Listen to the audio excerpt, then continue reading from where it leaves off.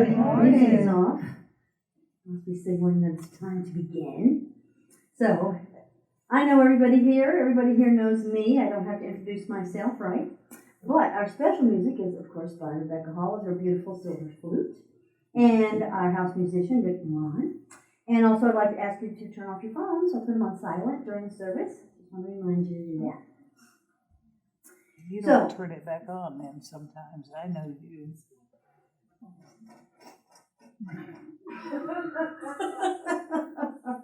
Okay, so I say welcome to everyone here in the sanctuary and all those who are watching us in their jammies with their coffee right now, and anybody who might be watching us during the week. We say hello. We're so glad you're here with us. So today is the first Sunday of Advent, so I'm going to light the love candle, which actually, funny story.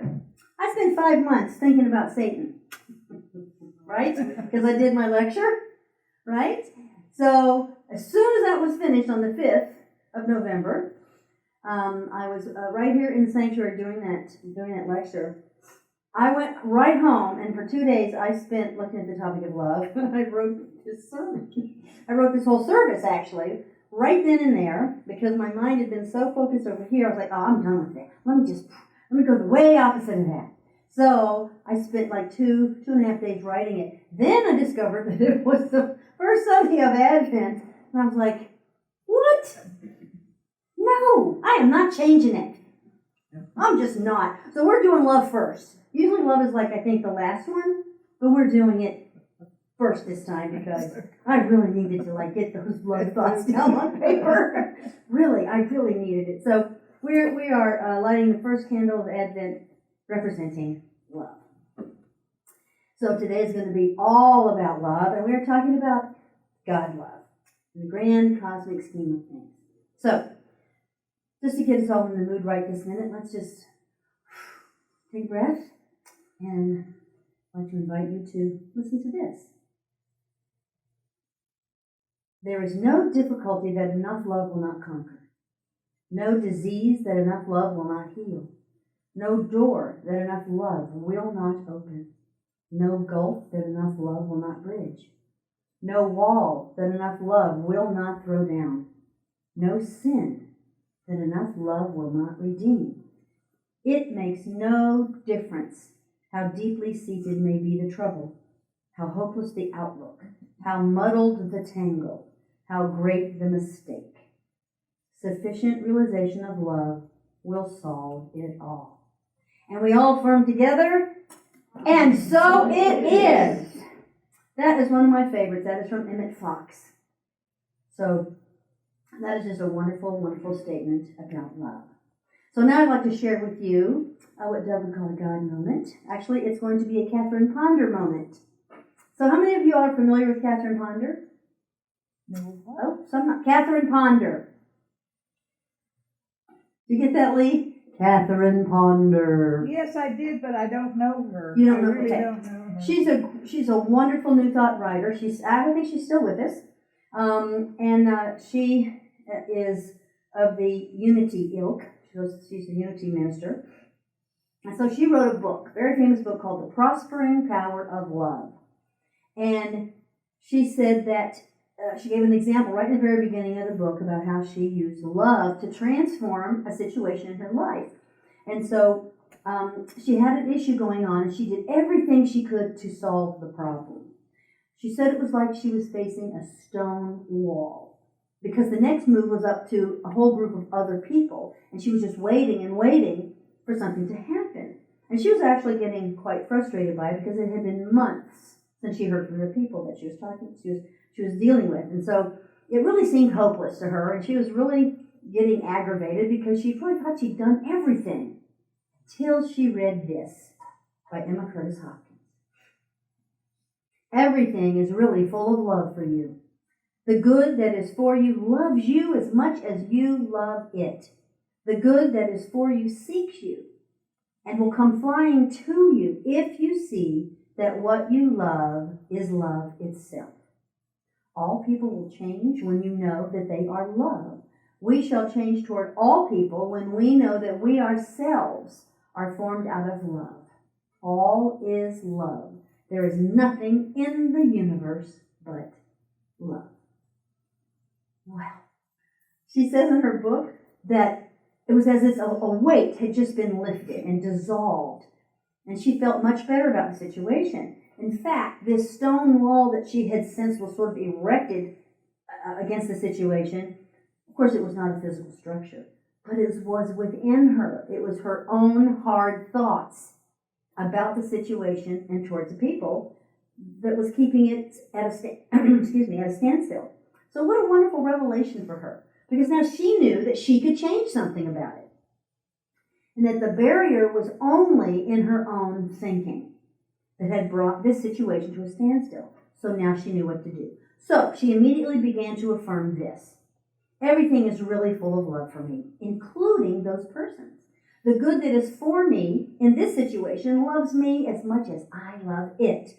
The good that is for me in this matter now seeks me and comes flying to me as I behold this situation with love. She was meditating on that constantly. Within a few days, she received a letter from these people that were involved, and it was a very cordial, wonderful letter, and it just totally expedited the whole thing that she'd been waiting for months to happen. And there was never a misunderstanding with that company ever again. So she says, never underestimate the power of love. That is the only thing that changed. It was something within her that changed the situation. So, anyway, I just think that's a fun story. So, let's all say our statement of being together. God is all, both invisible and visible. One presence, one mind, one power is all. This one that is all is perfect life, perfect love, and perfect substance. I am the individualized expression of God and am ever one with this perfect life, perfect love, and perfect substance.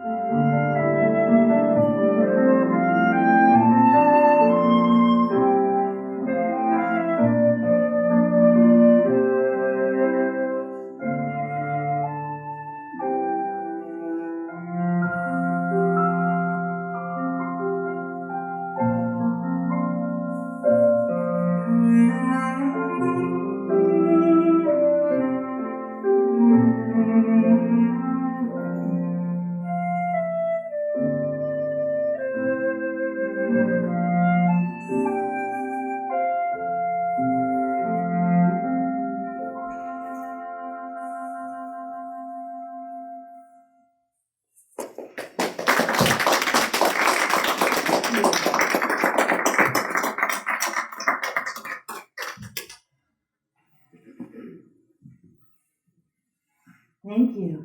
That was lovely. So nice. So, now we're going to go within, and we're going to do our meditation time. Turn off the lights and everybody get comfortable in your seat, please.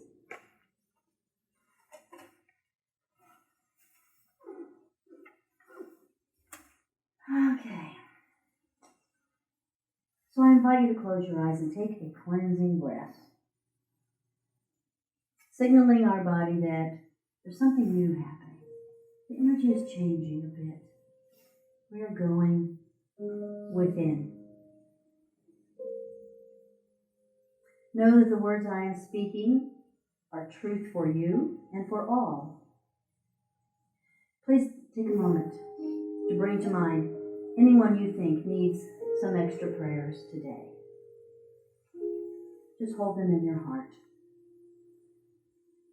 I hold in prayer right now all of those on the Valley Community Prayer List.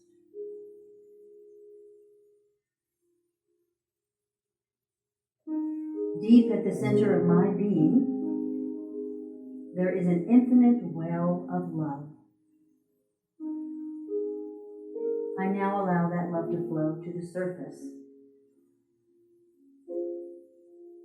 It fills my heart, my body, my mind, my consciousness, my very being, and radiates out from me in all directions and returns to me multiplied. The more love I use and give, the more I have to give. The supply is endless. The use of love makes me feel good, for it is an expression of my inner joy. I love myself. Therefore, I take loving care of my body. I feed it nourishing foods and lovingly groom it and dress it, and it lovingly responds to me with vibrant health and energy.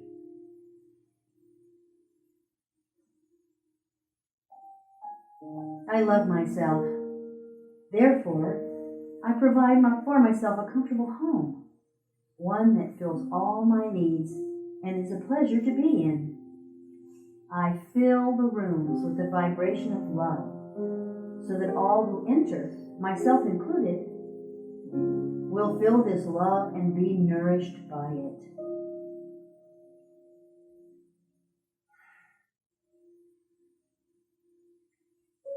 I love myself. Therefore, I work at a job I truly enjoy doing, one that uses my creative talents and abilities, working with and for people I love and who love me, earning a good income. And if I am retired, I lovingly give my time to others.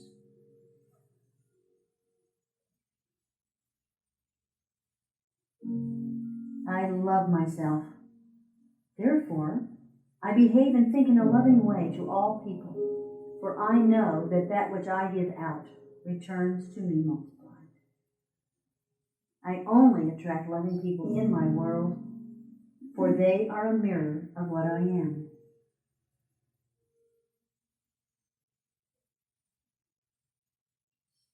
I love myself. Therefore, I forgive and totally release the past and all experiences, and I am free.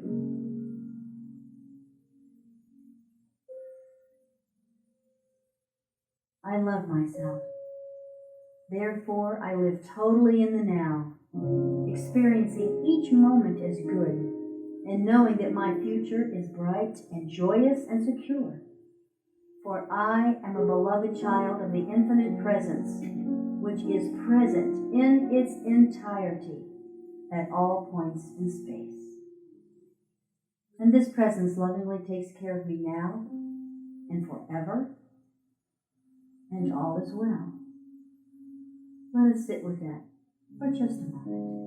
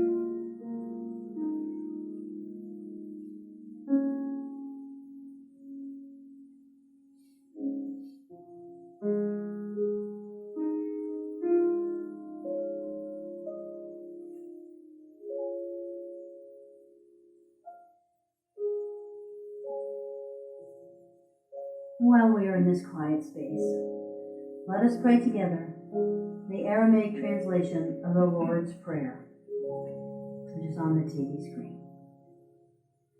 Our Father who is everywhere, your name is sacred, your kingdom is come, your will is throughout the earth, even as it is throughout the universe. You give us our daily bread from day to day, and you forgive us our offenses, even as we forgive our offenders. And you let us not enter into materialism, but you separate us from error. Because yours are the kingdom, the power, and the song and praise, from all ages, throughout all ages, sealed in faith, trust, and truth. Amen.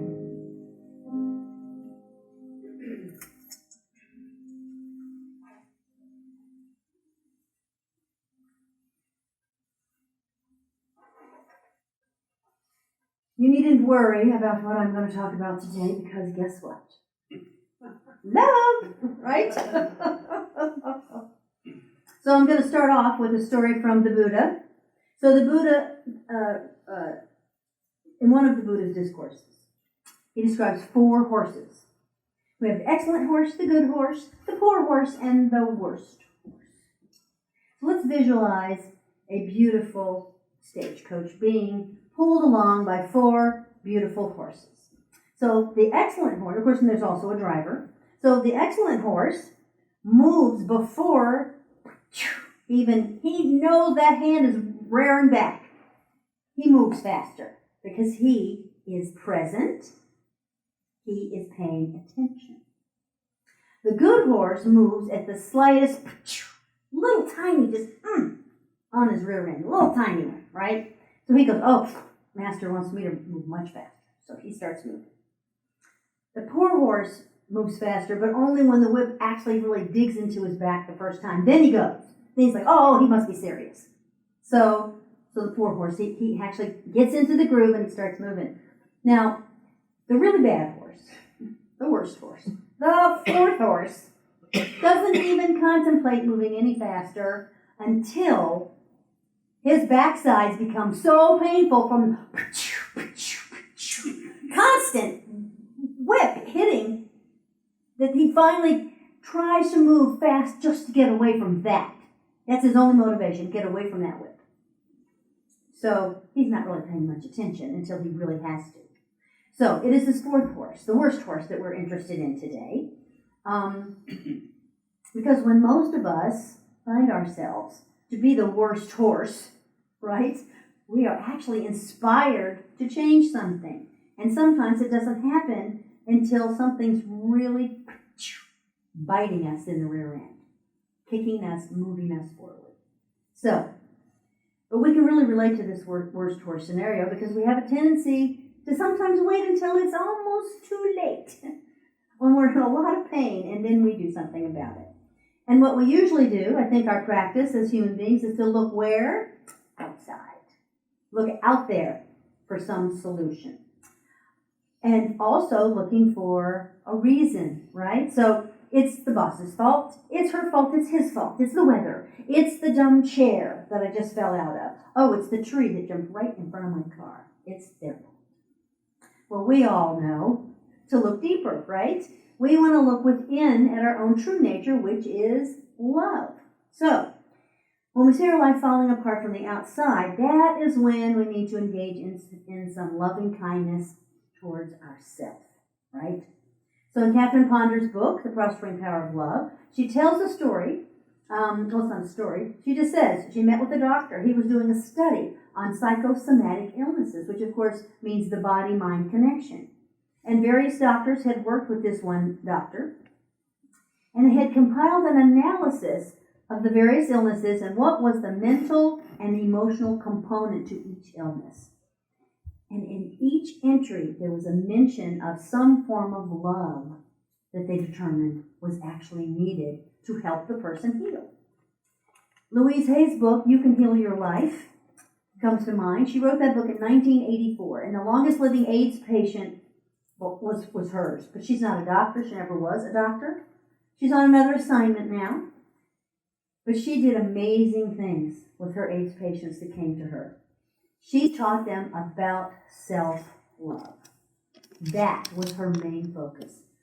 And they kept living longer and longer. So, wherever there's a need for love, all we have to do is look in first, within. Love, just like God, is immanent and available because, of course, we know God is love. And today we're talking about love.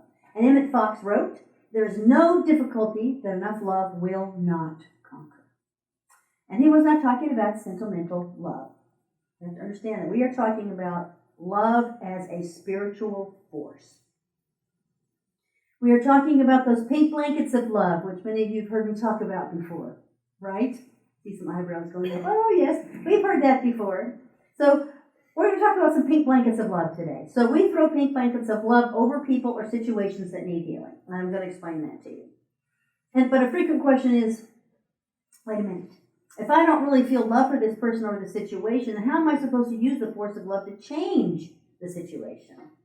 Well, the good news is that the process I'm going to describe to you today does not require that you feel any love for that person or situation. Because you are going to use your imagination to send love, cosmic God love, to the person or the situation. Because it's not personal. We live in a mental universe, and this is actually a mental process and not an emotional one. Actually, it is emotional because we are going to invoke the emotion of joy, but it's not sentimental. So, the feeling you are asked to experience is joy as you celebrate the success of your experiment using the power of love. Because, as we all know, life is our laboratory. So, in all visualization exercises, it is important to combine the thought with a powerful positive emotion. And in this exercise, like I said, we're going to do the thought of love with the emotion of joy, but not the emotion of the sentimental, lovey-schmovey love. So, most of us already use this technique by mentally practicing the conflict that we do not want in our relationships. That's called nursing and rehearsing. So, we lose our sense of this deep, abiding spiritual love by doing one thing: stepping on our hose. What do I mean by stepping on our hose? God's love is always in, around, and through us. It comes, it's always here, it's never leaving. But I like to visualize it as like there's a hose and it's just pouring that love right in. And so I get anxious about something and I step back, take a look at, and I don't even know I'm stepping on my hose. Right? It's that flow of love, that flow of life. I stop it up. God's not ever doing that because love is always there. And we forget that we're standing on that hose. We did it to ourselves. No one did it to us. So, and this spiritual love, this insight, if we are fortunate, will come to the surface when we are actually in this fourth horse scenario. And it does take some conscious effort to actually understand and realize that we're standing on our own hose, that it is no one else's fault out there. And I'm hoping that actually, if we come to that conclusion, that it will propel us off the hose. So that we'll say, oh, wow, I do not want to stop that up. So consider this statement. Wherever God is at all, the whole of God must be. And because God is omnipresent, the whole of God's love must be present at every point in space. Well, I think that's wonderful news because I am a point in space, and you are a point in space. Therefore, God, who is love, is present wherever you are.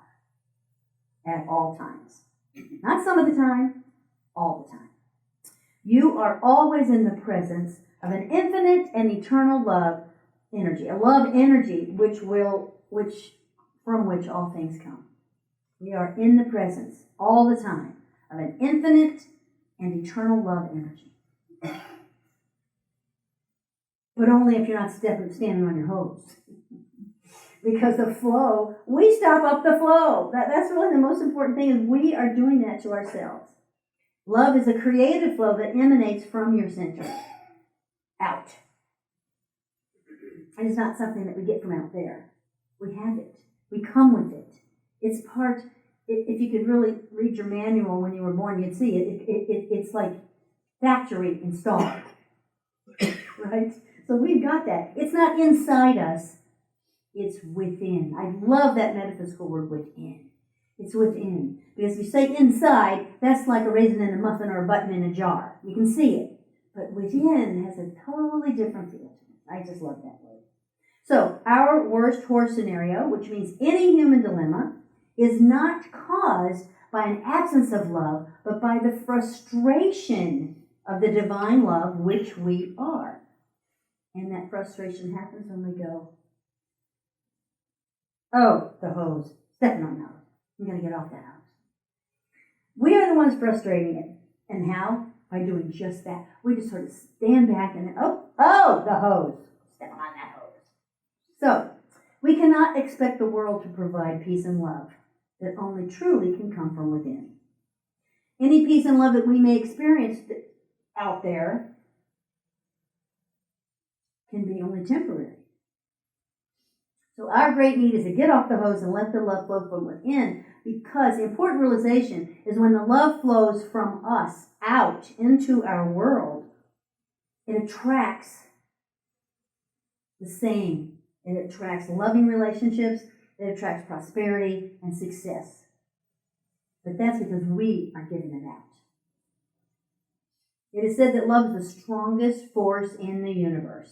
So, I guess it would follow that we could use this strongest force in the universe to transform our life. The poet Edwin Markham wrote this. He drew a circle that shut me out, heretic rebel, a thing to flout. But love and I had wit to win.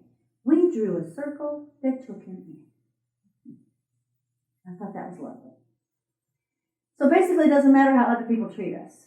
If we don't like it, we can use the power of love to transform any situation, experience, or relationship. There is one caveat, however. You can use the power of love to transform areas of your life. However, using the power of love can transform others and encourage them to choose harmony for their life.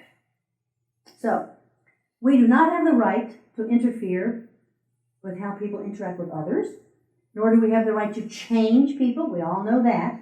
But we can do something about how they interact with us without saying a word.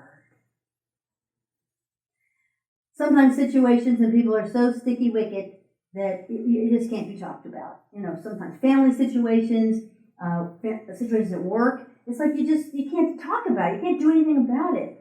So here's a way to transform any situation without saying a word. In 1974, my friend was working in an alternative program for juvenile offenders. And one of her clients, his name was Johnny, he was a young teenager, he was emotionally disturbed, and he really pushed all of her buttons. Apparently, this young man had mother issues, and at the time, which is the early 70s, my friend was the only female on the staff. And so she caught all of his anger with his mother issues. So it was distressing, but eventually he left the program because he got kicked out. And she felt some relief because she didn't see him, 5 days a week when he would come to the program. But she knew that that was not a permanent solution for him. So meanwhile, she went to a state meeting, and she was being introduced to Jack, who was going to be the new boss, and he was the leader of this brand new program. And he turned out to be the most obnoxious person she had ever met. When she met him, he held up a pig that he had on a chain that he wore around his neck and said, "This is how I feel about women." Oh my God. And if that wasn't bad enough, he spent the whole day in this meeting making one sexual innuendo after another. He was awful. Now that would not happen today, I assure you. Certainly not after the Me Too movement, right? I don't think so. I hope not. So, but it was not an unusual thing for women to, butt up against with their bosses, especially in a mostly male field at the time. So he was her boss, so she had to tolerate it. Unfortunately, even to say that she had to tolerate his behavior is terrible, but she did. And unfortunately, she was going to see him 2 weeks later at another meeting. But the good news is he wasn't actually in her office. He was in a different office, so she had to do something. She was just so devastated by having to deal with this man. And so she began reading what else? Prospering Power of Love by Catherine Ponder. So she thought, I'm going to use these two relationships, one with Johnny and one with Jack, and I am going to figure out if this love thing can really transform these people's lives. And I'm just really going to focus on it. So she followed Ponder's advice, and she began visualizing each person, surrounding them with love and light, and also throwing pink blankets of love over them. And she would see herself interacting with each one in a different way. She would imagine conversations completely the opposite of what she had already experienced. And at first it was really challenging because she was really mad. She was angry with them, especially the guy, for his behavior. I mean, he was an adult. But she just kept doing it. She persisted. She kept throwing those pink blankets of love and light and just imagining it being better. Her anger subsided, and she actually started to get a sense of compassion for each one of them. Now, 2 weeks later, of course, she's been working on this for 2 solid weeks, so she walks into this meeting. This man, Jack, walks right over to her and apologized. And she's like, "Oh, okay." He said, "Just apologize to her for hurting her feelings." She was really happy that experiment worked. However, it was really a miracle, because when she got back to the office, the others were saying, "We can't believe he did that. He's never taken responsibility for anything, ever. And he certainly would not have apologized to someone in front of 20 people." So that was somewhat of a miracle, actually. They considered that a miracle. So she was really glad to hear that. She thought, well, I wonder if it worked on Johnny. Well, apparently he was coming back on the next Monday. So she just kept throwing pink blankets of love over this young man, and she was hoping that this experiment worked on him too. Well, she gets to work on Monday morning. He was her best friend. He could not do enough for her. It was an amazing change of events. She continued to surround him with love and light, just because he just really needed it. He just had a terrible home life. And so her just doing that just took him in. It was just wonderful. But the funny thing is that he treated her so beautifully, and he was still horrible to everybody else in the whole office. So it didn't really transfer to his behavior with others, and that's because they had a block up. They didn't like him. He was hard to deal with, and so they got back, what they were giving out. But she changed her entire view of him. And so he responded to her in a completely different way than he did to everyone else who still was just grappling with trying to deal with him. Which I just think this is just one of the most important lessons. It's really wonderful. So everyone can be affected positively by using the power of love. However, if you want to do it for a specific person or situation, you actually have to put in a little bit of effort. So let's do an experiment right now. And I don't mean hard effort, because we don't want to push even a spiritual principle. You don't want to make it hard. But it does take a little bit of work, because your consciousness has to change. So I want you to get comfortable in your seat. You can close your eyes if you want. We're just going to do a little experiment of our own. So I want you to choose a person that you would like to change your relationship with. One person. Not a complex situation, please. And you're going to do this exercise more than once, so just think of a person. Take a few breaths. Just sort of relax. If you actually have the power of pretty good visualization, you can actually see that person, that's good. But if you can't see them, I just want you to think about that person. So take a few deep breaths. Just keep the person in thought. Now, imagine them surrounded by love and light. You can use that pink blanket of love if you like as a symbol. Just throw that pink blanket of love over them and just see them encompassed in that pink softness, and that love is caressing them. And see the two of you interacting in the way that you would like to see. See both of you smiling as you're talking. Feel a positive emotion like joy as you watch this image. Now smile to yourself. Oh, it's so wonderful to know that we can really have positive interactions. Then imagine yourself telling a friend about this wonderful change of events with this person and how happy you are that things are different. See yourself joyfully celebrating the transformation of this relationship or this situation.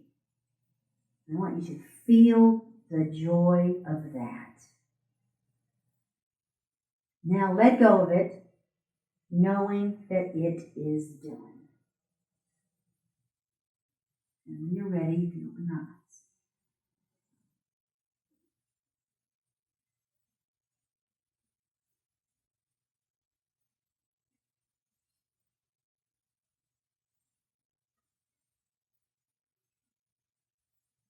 I invite you to be willing, to be open and receptive to unexpected solutions in response to using this power of love. Because we don't know everything. We're using our joy and saying, this is so wonderful, but you don't know how it could change.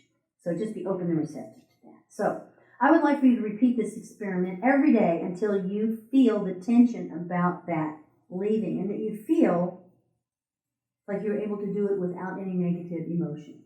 So you have to get past that feeling of that inner voice that says the negativity about the situation, because eventually that will just fall away into the background. But you have to keep at it, because you're doing the changing at this moment by meditating on this. But you will actually develop some compassion for this person.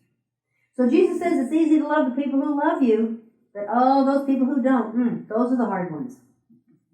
Those are the hard ones. So sometimes in those situations, really the only thing we can do is just cover them with pink blankets of love.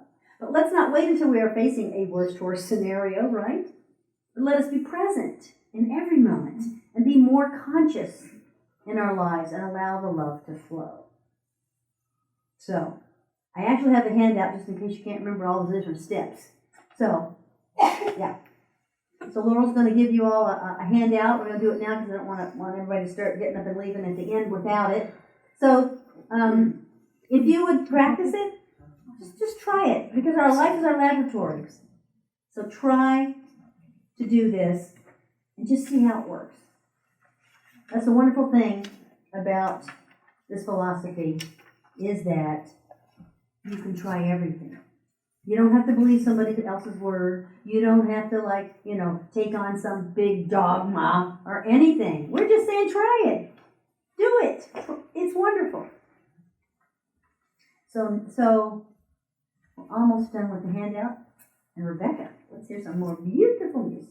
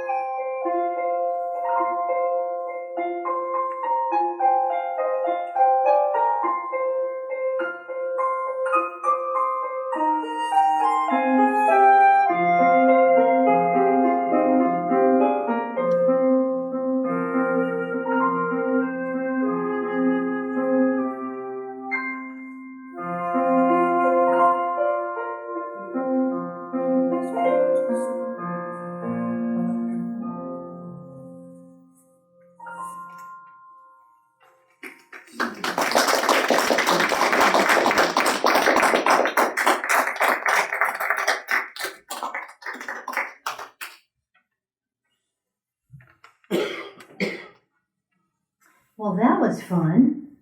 That was wonderful. Thank you. Thank you very much. Okay, so now we have the blessing of the gifts. And this is when we get to give back. Here it is up on the TV. The donation basket is over there if you don't go online to do it, which is very easy. I suggest it to everyone. And it's so easy for our treasurer to use. So she likes it when she can get all that info online. So let's say this together. Today I acknowledge God, omnipresent, as the source of all good, as the source of my good. With this acknowledgement, I accept God's will, which is abundance in every aspect of my life. I release all thoughts of lack and limitation, and I am open and receptive to the increased flow of abundance to me right now. I joyfully accept the gifts of life and give freely of the special gift that I am. Through me, God, omnipresent, blesses and multiplies this gift for all. Thank you to God. And announcement. Okay.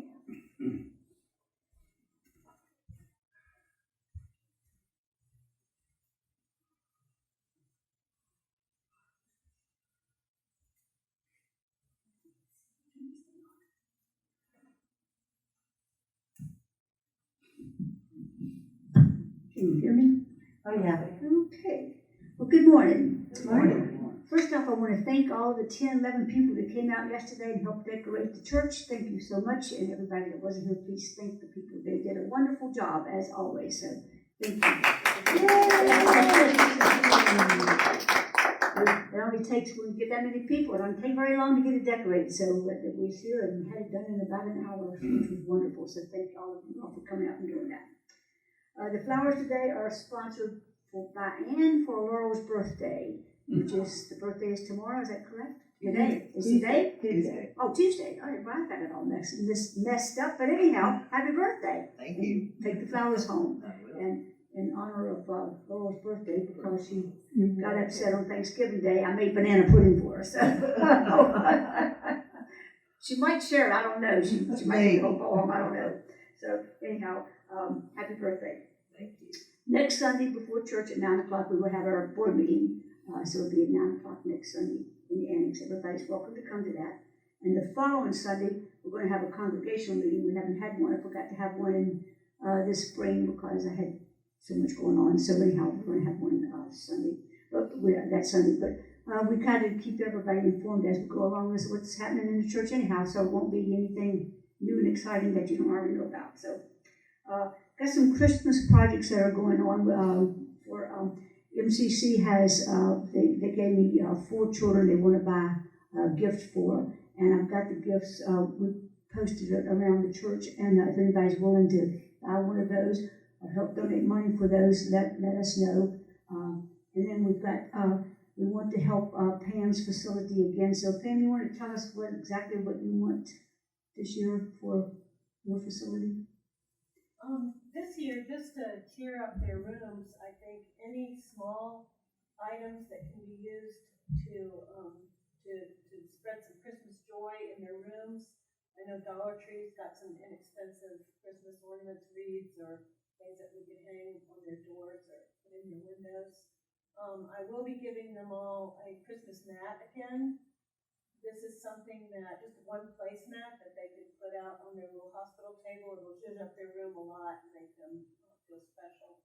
Socks are always welcome, especially if they've got little grippers on the bottom, because some of our patients don't remember that they don't have shoes on, or you don't want them slipping on the floor. So any socks that have little grippers on, things like that. Thank you very much. Okay. And I think you said you've had about 100 that might need. Yeah, we have 108 today, and our capacity is 120, so we're down a little bit. And usually around Christmas time, the people in rehab, as all of us would if we were in rehab, try to get home for Christmas. So I expect it to be probably around 100, 110. Okay. And also tissues and stuff like that still, yeah. Okay. So we'll be working on that too. So anything that you all can donate, know that there are a lot of people in need all the time, but at Christmas it seems like we try to do a little more for people than normal. But anyhow, please do what you can to help out all these projects that we have going on. Our Christmas Eve service will be at 4 p.m. on Christmas Eve. And afterwards, I think we're going to do what we did last year and order Chinese, because I don't think there's much open. So we're going to order Chinese and do what we did last year and have a little party afterwards. So if you want to do that, we're going to get together and get the orders ready so we can get that taken care of. Facebook, I've been checking that, and as I've told you before, we have anywhere between 500 and 2,000 people that may not watch the whole service, but they at least check in on a weekly basis. And interesting thing, I've found that 77% of the people that watch us are women. Just saying. So I thought that was quite interesting that 77% of them are women. So are you going to have your Wednesday night class Wednesday? Did you all change the time, or have you talked about that? Okay, all right. So the Wednesday night reading class is still going on, but they may change the time. I think they're talking about doing it earlier in the day. So you had something? No, just a joke. Oh, I thought you. No, raising your hand. No, I'm sorry. Does anybody else have anything? All right, then let's get on with the show here so we can go eat some banana pudding. Thank you, Rebecca, for the beautiful music again. Okay, so now you can look at this list just to remind us of places all over the world where there are things happening. Actually, in most of these places, it's happening all the time. It's not like they really get any peace. So what we're going to do is we're going to say the Unity Prayer of Protection for the peacekeepers that are around the world trying to alleviate the suffering of the people in these countries. And of course, these are just the major ones. I went onto a website, and this is what was happening specifically in these countries. So let's say the Unity Prayer of Protection together. The light of God Surrounds you. The love of God enfolds you. The power of God protects you. The presence of God watches over you. The mind of God guides you. The power of God abides in you. The strength of God renews you. Wherever you are, God is, and all is well. Okay, so thank you. Prayers are powerful, especially when they are said in a group of like-hearted people. So now we're going to spend just a moment praying for America. Don't have to think about the outer appearance of weird things happening. I want you to focus on what is the truth that we know. I have also put the meta prayer up there. This is a prayer for all. If you would like to repeat this in your own heart. This is what I use, because I don't know what's the highest and best for people that I'm praying for. So this is a wonderful Buddhist prayer. So you could think this in your heart if you'd like. So we'll listen to Rick's beautiful music and contemplate.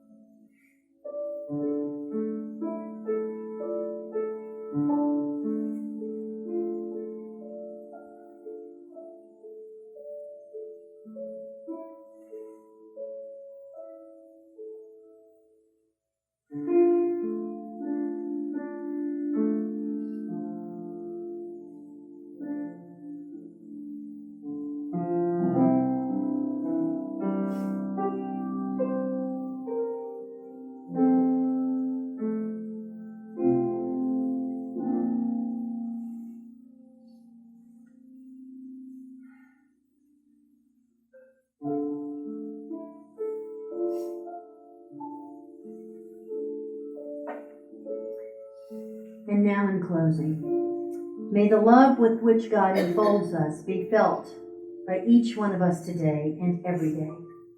May we loosen up the tightness around our own heart and engage in loving kindness toward ourselves and others. May we develop an unconditional good heart toward all we encounter. And we all affirm together, and so it is. Thank you all for coming this morning and braving the cold, damp, wet weather. And I hope that everybody has a really great week.